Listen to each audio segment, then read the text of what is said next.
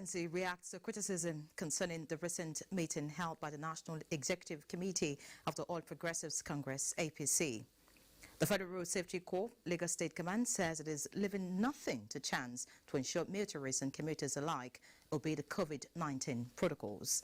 And President of the United Nations General Assembly, Professor Tijani Muhammad Bande, describes the global adoption of the UN Charter in 1945 as a moment of reckoning.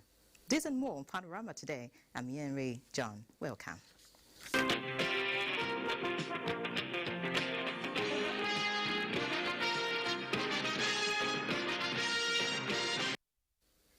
The presidency has reacted to criticism concerning the recent meeting held by the National Executive Committee of the All Progressives Congress, APC, alleging that President Muhammadu Buhari called a political meeting in the hallowed chamber of the Federal Executive Council. A statement by the Senior Special Assistant to the President on Media and Publicity, Garba Shehu, describes it as a misunderstanding and emphatically says the meeting was not convened at the council chamber. It was virtual, not a physical meeting. The idea was to observe social distancing in view of health concerns, and President Buhari chose the council chamber where the digital facilities are located. Yes, it is true that governors and leaders of the National Assembly joined the president from the chamber from where he spoke, but the larger body of members connected via video calls. Members of the dissolved Adams Oshomole-led National Working Committee of the All Progressives Congress have accepted wholeheartedly the decision of the National Executive Committee of the party. A statement jointly signed by the immediate past National Secretary and National Vice Chairman South-South of the APC, Waziri Bulama, and Hilad Ita said, as party men and stakeholders, they do not intend to sustain a group agitation against their party. They appreciated the intervention of the leader of the party, President Muhammadu Buhari, and expressed unalloyed loyalty to the party and the caretaker committee led by Maimala Buni, and assured all that they will not contest their authority, but instead work selflessly with the team in its peace and consensus-building efforts within the party, especially during the party's electioneering efforts in the forthcoming Edo State gubernatorial election on September 19, 2020. President Muhammadu Buhari has congratulated Malawian opposition alliance leader Lazarus Chakwera for winning the country's presidential election rerun. The president says he looks forward to working with him for the advancement of peace, security and development of the entire continent.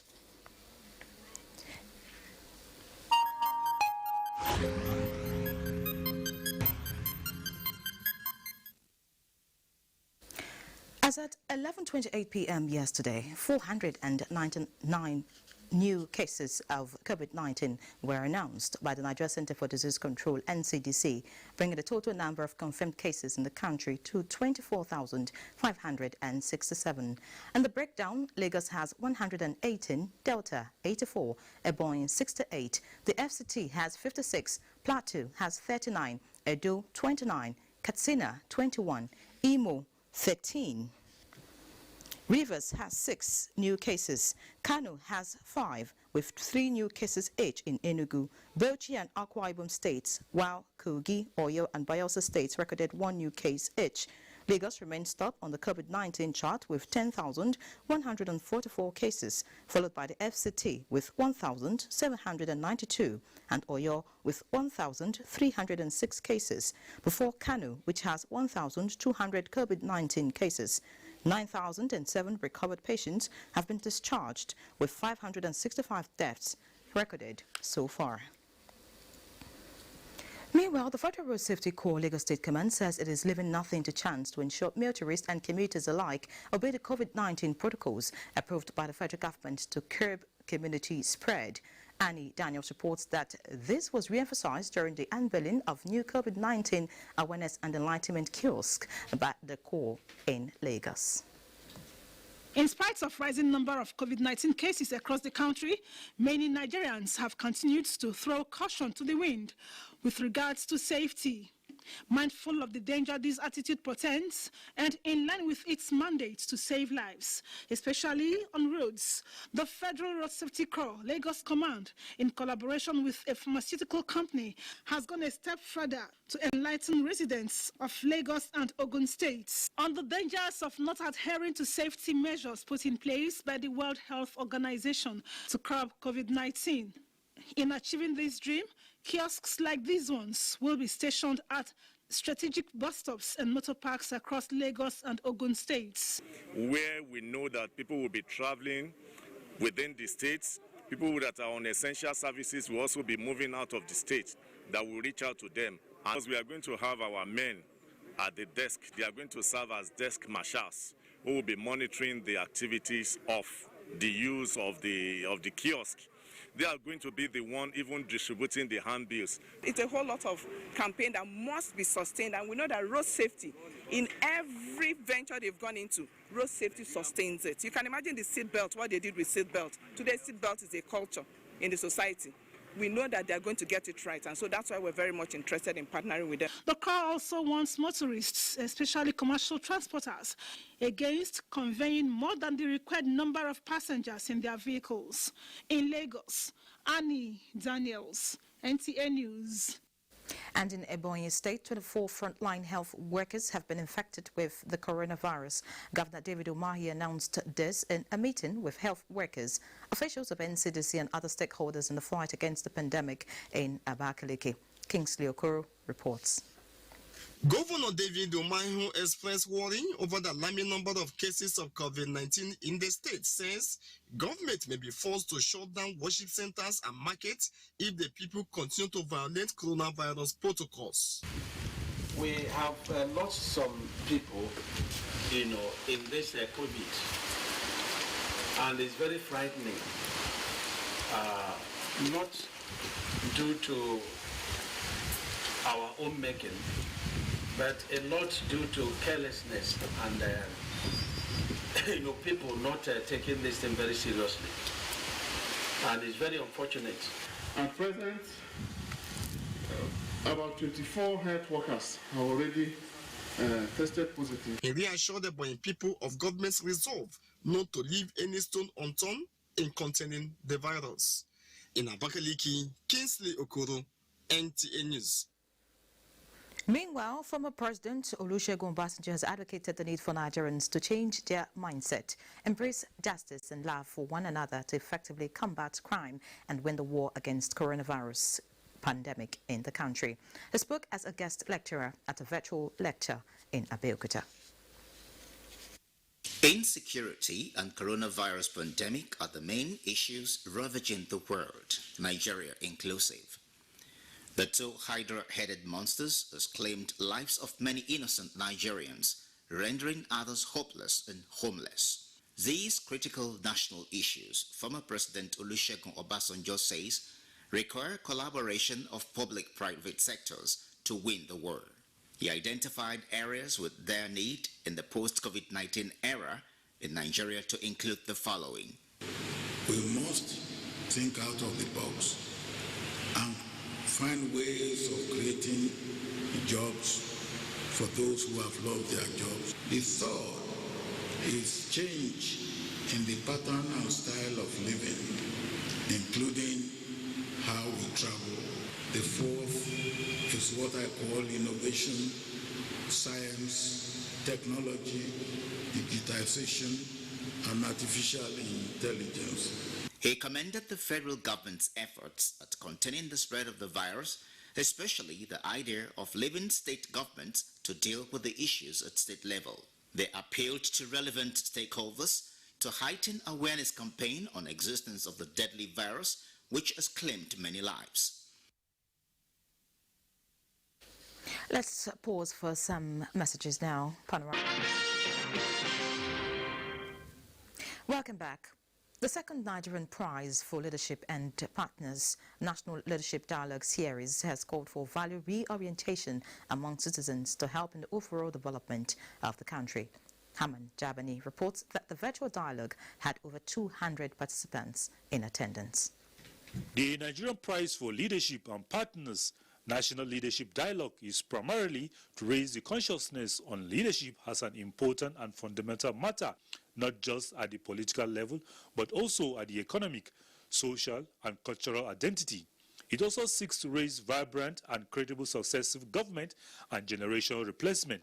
The participants say some of the major leadership problems in Nigeria have to do with not giving the elites an educated space, just as those in leadership positions are not training and learning. There is very strong desire to introduce leadership in the curriculum of education in Nigeria at every level, primary, secondary, tertiary, that leadership should be taken very seriously. Sometimes with no competence or capacity or experience or knowledge, and they come into governance sphere with high or the highest positions, and they are either clueless or they are overwhelmed by the requirements of leadership. The stakeholders identified 15 variables that include education, competence, credibility, personal integrity and conduct, naming and shaming as value orientation that must be imbibed by all to achieve leadership success.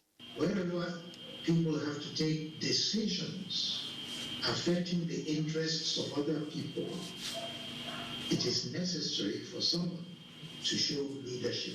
There are people who are carrying around all kinds of certificates in this country, rookie PhDs, who are not educated. So it's really not a matter of certification. The country is full of certificated illiterates. It's a matter of how history shows that you have learned. Key players commended the MPL for coming up with the dialogue series while charging political parties to change their orientation, just as youth must develop leadership capabilities as well as learn from elders. Hamman Germany, NTA News. Sequel to the heavy and continuous rainfall, JBN has decided to put on hold the repair work on Kara Bridge along Lagos-Ibadan Expressway, hoping to resume Monday morning, 29th June 2020. And on security, the establishment of Army Forward Operation Base and 171 Battalion in Daura, Katsina State has fortified the area against emerging security threats. The Emir of Daura, Umar Farouk Umar, said this while receiving Chief of the Army Staff, Lieutenant General Tukur Buratai, on a courtesy visit to the Emirate. The royal father commended President Muhammadu Buhari for his political will to fight insecurity in the country and expressed confidence in the ability of the military to eradicate threats truncating socio-economic activities in the country.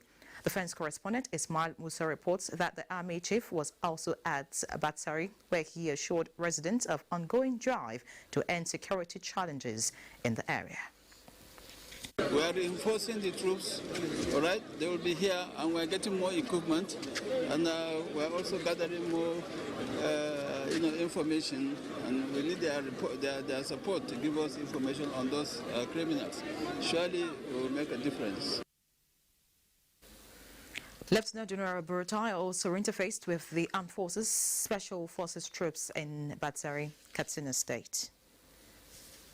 President of the United Nations General Assembly, Professor Tijani Muhammad Bande, has described the global adoption of the UN Charter in 1945 as a moment of reckoning.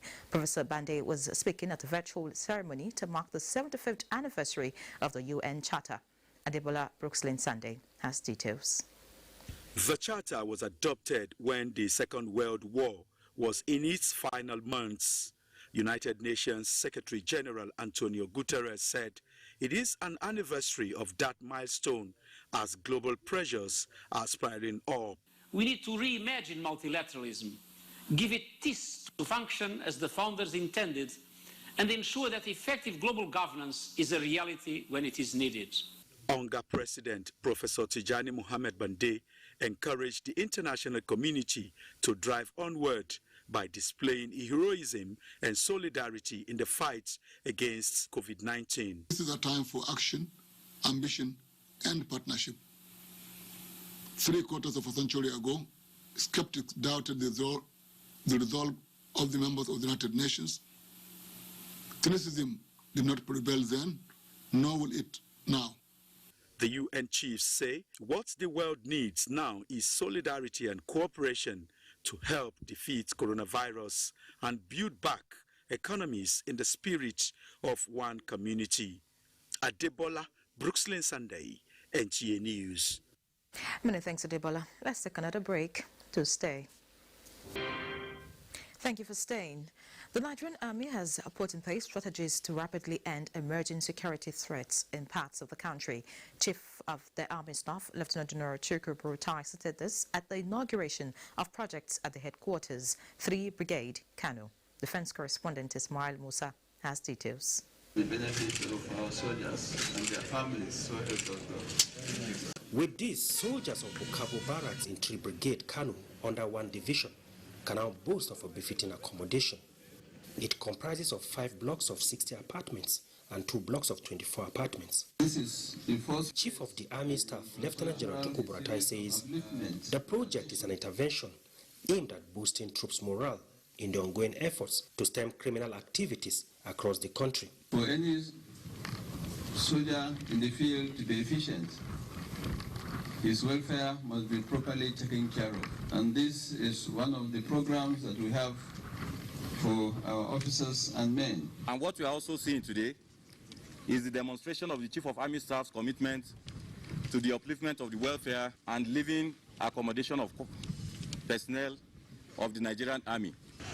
Chief of the Army Staff also inspected refurbished combat vehicles and ongoing projects at the 73 Battalion Janguza Barracks before proceeding to the Palace of Emir of Kano, Aminu Ado Bayero, to seek for the support of the Royal Father in the fight against criminality. The Royal Father commends the military for securing Falgore Forest in Kano through the establishment of a formation. From Kano, Ismail Musa, NTA News. And still on security, the Nigerian military says the Air Task Force of Operation Lafia Dole has destroyed a Boko Haram terrorist logistics base and neutralized scars of their fighters in Tongole and Buka Merum in Borno State.